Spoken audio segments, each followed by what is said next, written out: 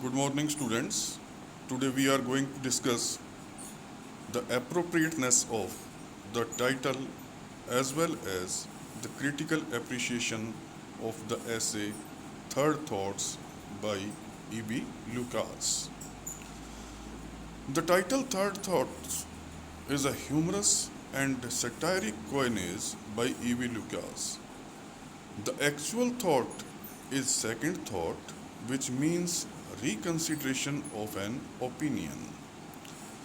In the essay, we find the narrator changing his first opinion over and over again until he finally changes his opinion altogether.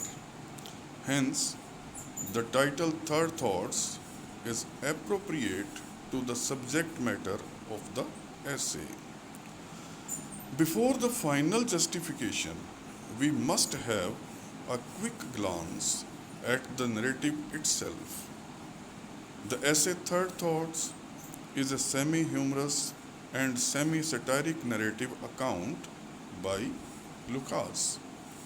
He presents the story of a businessman who was a businessman, but unfortunately, this man was not destined to gain profits in his dealings.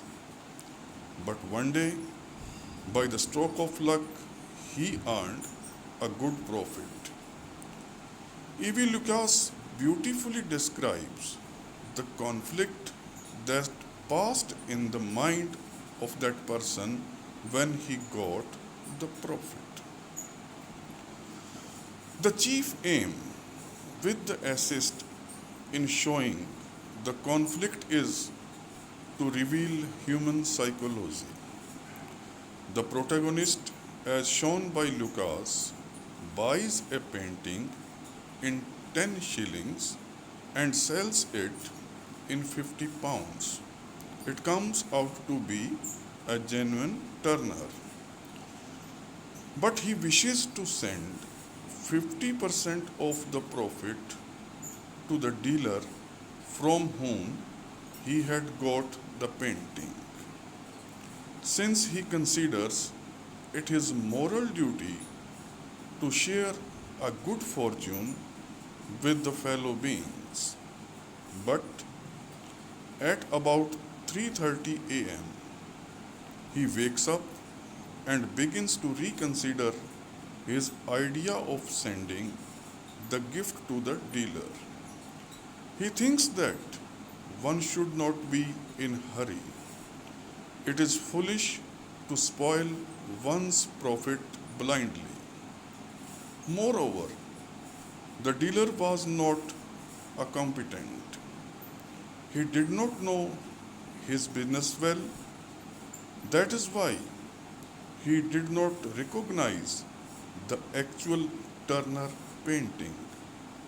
Hence, he should not be rewarded for his incompetence, and the protagonist drops the idea of sending 50% of the profit to the dealer. He thinks that a gift of 10 pounds will be sufficient.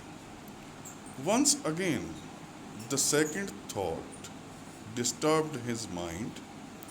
He thinks that the dealer will develop a bad habit in expecting gift from his customers. But all the customers are not the same in behavior and dealing. The dealer will become a miserable person in expecting gift from his customers. Hence, the protagonist drops the idea of sending 10 pounds to the dealer, and he thinks that the gift of a 5 pound will be sufficient.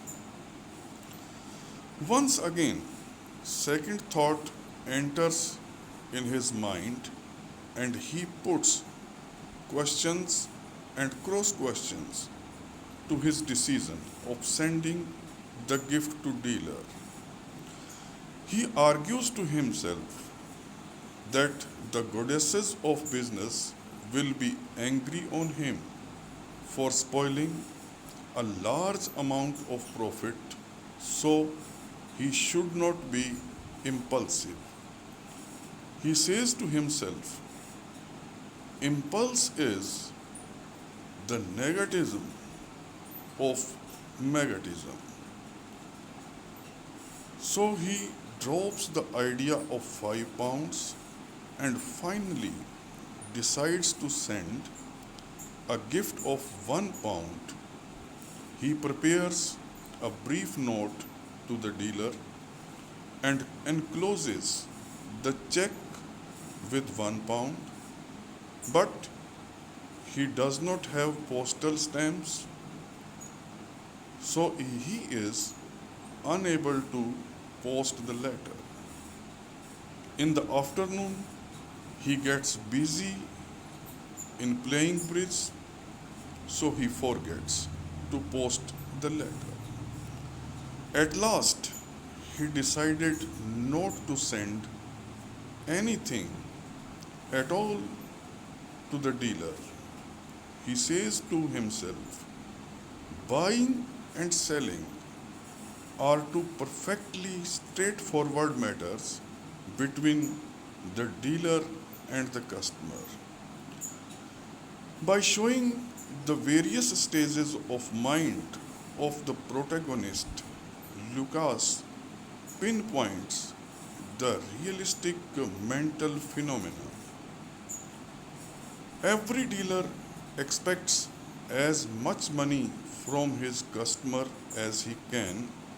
On the other hand, the buyer is under no obligation whatever to the dealer.